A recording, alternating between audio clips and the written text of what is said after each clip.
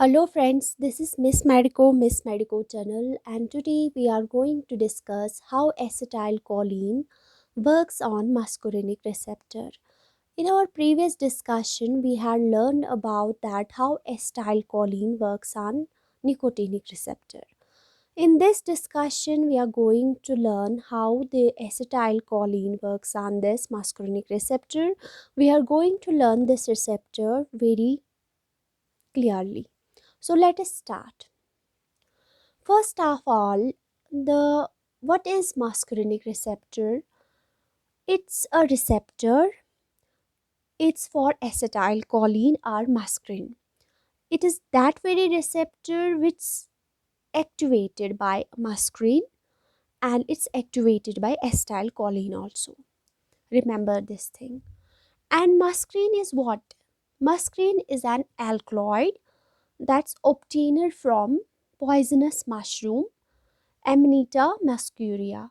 We have a mushroom and that gives us a poisonous mushroom is that gives us an alkaloid that's muscarine and that activates it has been seen that it activates this receptor that we call that muscarinic receptor and our respective acetylcholine also works on this receptor muscarinic receptor.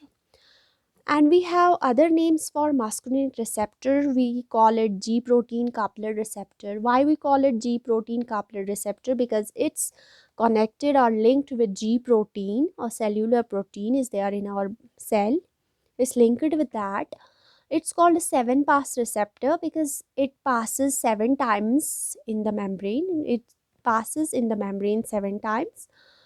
It's called a serpentine receptor because it's snack shaped, and it's also called a heptahelical receptor because hepta means 7 and helix it is 7 helically shaped receptor actually. And these are the other names for muscarinic receptor.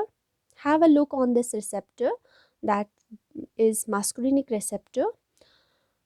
Muscarinic receptor is 7-pass receptor because it passes the membrane 7 times. It is snack shaped receptor and it is heptahelical means 7 times helix इसका बनता है, helix spiral बनता है 7 times. That's the reason it's called heptahelical receptor. अगर हम इस receptor की बात करेंगे, इसके दो साइट्स होते हैं. एक साइट लाइगेंड बाइंडिंग साइट कहलाता है और इंटरनल जो डोमेन होता है इसके पास प्रेजेंट होती है. एक लाइगेंड के लिए एक साइट होती है और दूसरा इंटीरियरली इंट्रासेल्यूलरली एक और साइट होती है जिसके साथ हमारा एक प्रोटीन, एक सेल्यूलर प्रोटीन रहता है जिसको हम लोग जी प्रोटीन बोलते हैं.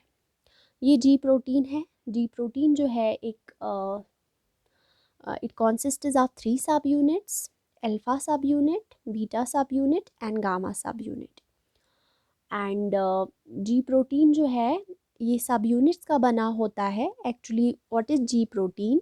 Have a look on this. G proteins comprises the family of cellular protein. G proteins जो है सेल्यूलर प्रोटीन्स होते हैं, इनकी बहुत बड़ी फैमिली होती है. These proteins derive their name from the fact that they bind guanine nucleotides.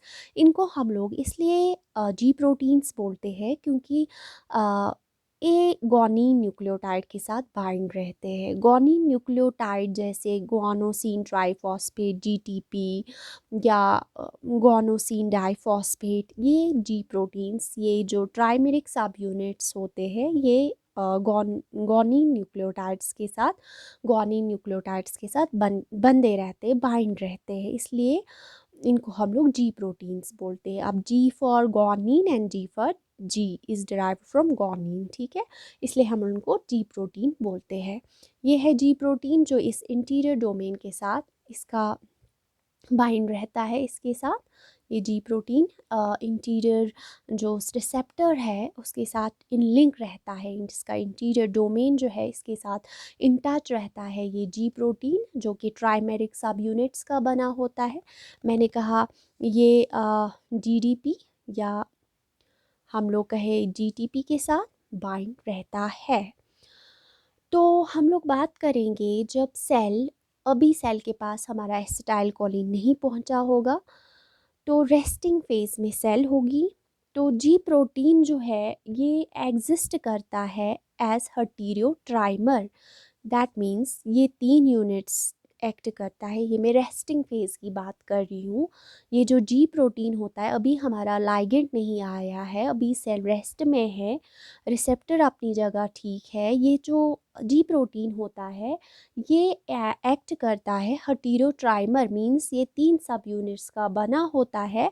और ये low energy state molecule guanine nucleotide guanosine diphosphate के साथ बंधा रहता है। इसका अल्फा सब यूनिट जो है ये जीडीपी के साथ बाइंड रहता है।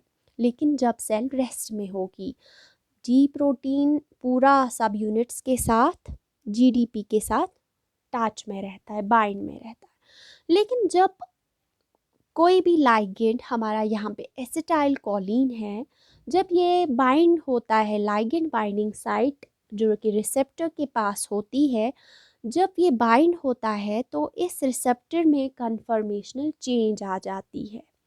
जब इस रिसेप्टर में कन्फर्मेशनल चेंज आ जाती है तो इस रिसेप्टर के कन्फर्मेशनल चेंज की वजह से जो अल्फा सब यूनिट है इस ट्राइमेरिक जी प्रोटीन का, इसमें इस अल्फा सब यूनिट में एक कन्फर्मेशनल चेंज आ जाती है। इस जो ये चेंज आएगी लाइगेंड के बाइंड होने से पहले रिसेप्टर में, फिर अल्फा सब यूनिट में जो चेंज आती है, इसकी वजह से जो एफिनिटी होती है of the alpha subunit to bind with the guanosine diphosphate वो डिक्रीज हो जाती है।